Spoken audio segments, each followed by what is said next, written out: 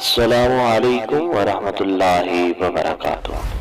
آج کی ویڈیو کا ٹاپک ہے عقل مند انسان۔ ناظرین کرام، ایک مرتبہ ایک پروفیسر اور کسان ایک ساتھ ریلوے سے سفر کر رہے تھے۔ سفر کی بوریت دور کرنے کے لیے اور کچھ رقم بٹورنے کے لیے پروفیسر نے کسان سے کہا کہ چلو ہم ایک کھیل کھیلتے ہیں، ہم دونوں ایک دوسرے سے سوال پوچھیں گے، جس کو سوال کا جواب معلوم نہ ہوگا وہ 1000 روپے دے گا۔ پروفیسر کو یقین تھا کہ یہ بیچارہ کسان میرے مقابلے میں کیا جانتا ہوگا۔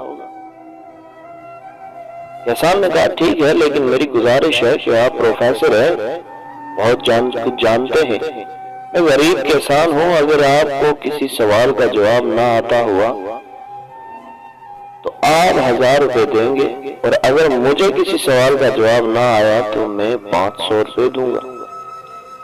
پروفیسر نے منظور کر لیا۔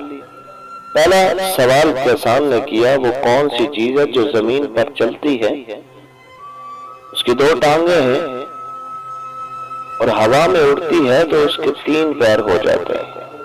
پروفیسر نے بہت سوچا، انٹرنیٹ پر تلاش کیا، لیکن جواب نہ ملا، اور اس کے بعد خاموشی سے 1000 روپے کسان کی طرف بڑھا دیا اور کہا کہ مجھے جواب نہیں آتا۔ کسان نے 1000 روپے لے کر رکھ لیا۔ پروفیسر نے کہا کہ اب تم ہی بتا دو جواب کیا ہے۔ کسان نے 500 روپے پروفیسر کی طرف بڑھا دیے اور کہا کہ اس سوال کا جواب مجھے بھی نہیں آتا۔ آدمی کیسے عقل مندی سے ذہانت کا استعمال کر